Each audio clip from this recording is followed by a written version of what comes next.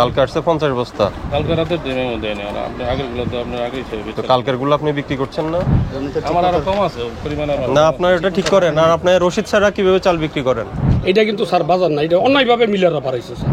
আপনি দেখতে চলে যাচ্ছেন, আপনি দোকানে যাচ্ছেন মানে? আপনি কই যাচ্ছেন? হ্যাঁ, আপনার দোকানে থাকেন। এই দোকানে আমার না রে কার এটা কার? আমি চা খাইতে এসেছি। না আমি চা লয়ে খাইতে এসেছি। হ্যাঁ, খাইতে এসেছি ওর কাজ মালিক না না এই ইয়ে করো, এই ওটা সিলগালার যেহেতু মালিক না আমরা সিলগালা করে দিই। দোকান ছেড়ে পালানো এটা তো ঠিক না। ওটা কি আছে না পালাইছে? তাহলে আর তার আছে কিনা একটু দেখো।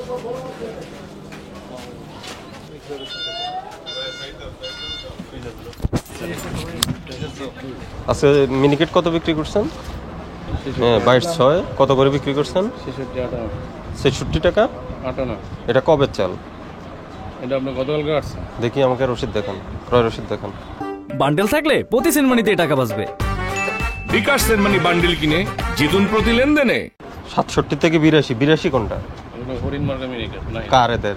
না এদের হরিণ। দেন হরিণ মার্কা মিনিকেটের ক্রয় রসিদ দেখান আর রসিদেরটা দেখান। কবে আসছে চাল? হরিণ মিনিকেট নিয়েছি গত সপ্তাহে। আপনারটা তো পাইকারি দোকান তাই না?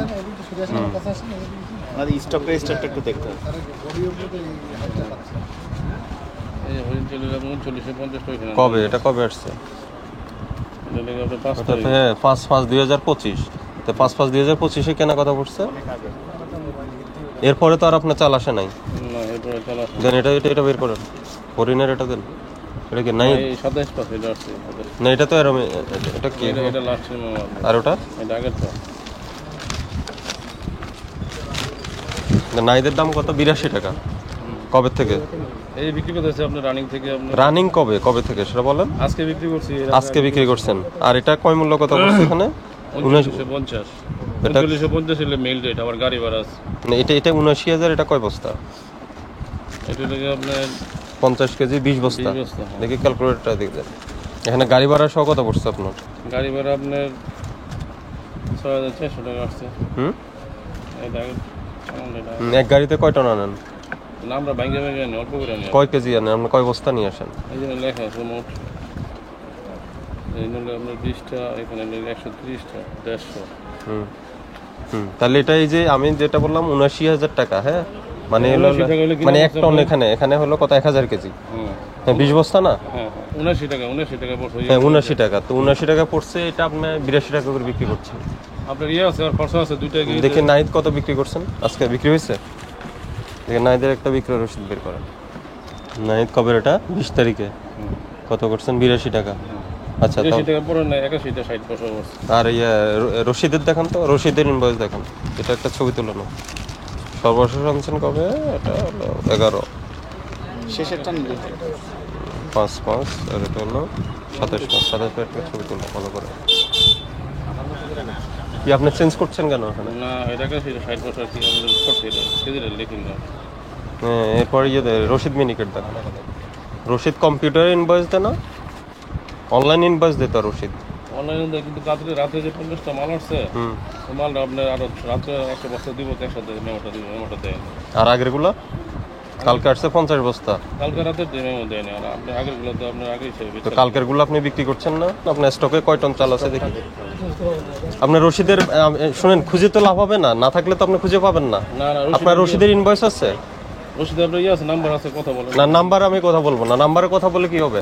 আপনি চাল কিনে আনছেন, আপনার ক্যাশ মেমো থাকবে, আপনি কি দামে বিক্রি করছেন সেটা আমরা দেখতে হবে। ঠিক আছে আপনার ক্রয় মূল্য বিক্রি। আপনি এখানে একটা দাম লিখে দিলেন 82 টাকা, 67 থেকে 82 টাকা। মানে সর্বনিম্ন 67 কারণ চালের দাম হঠাৎ বেড়ে গেছে না, প্রতি কেজিতে প্রায় 2 থেকে 8 টাকা বাড়ছে। তো হঠাৎ কেন বাড়লো আমাদের দেখতে হবে।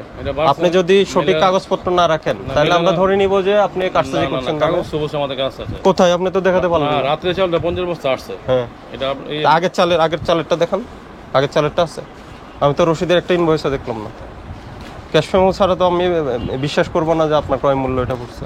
মিনিকেট অনেক জাতের আছে। মিনিকেট হলে আপনার 67 থেকে 82 পর্যন্ত। সেটা আপনি প্রত্যেকটা নাম দেন, এখন কোনটা বুঝবো? একগুলো মানে সবগুলো তো আপনি ওটা স্পষ্ট করে আপনার বুড়া বোর্ড নেন। আর আপনার ক্রয় মূল্য তো আমি দেখছি না।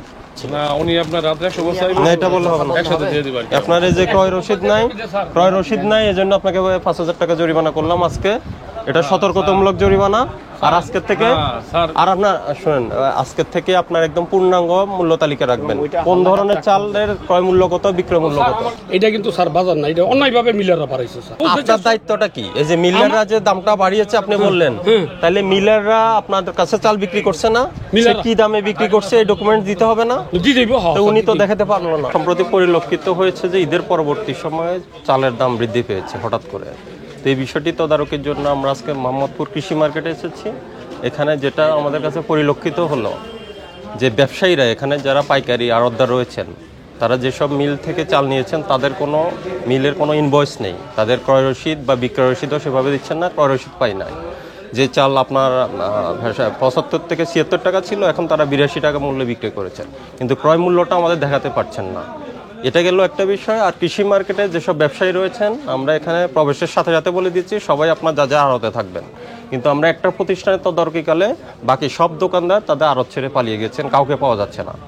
এতে মনে হচ্ছে যে ওনারা সবাই এটার সাথে জড়িত, কারসাজি করে দাম বৃদ্ধি করছেন, এই আমাদের অসহযোগিতা করছেন। এই প্রেক্ষিতে আমরা একটা প্রতিষ্ঠানকে 5,000 টাকা জরিমানা করলাম, আর একটা আমরা সাময়িক বন্ধ ঘোষণা করলাম।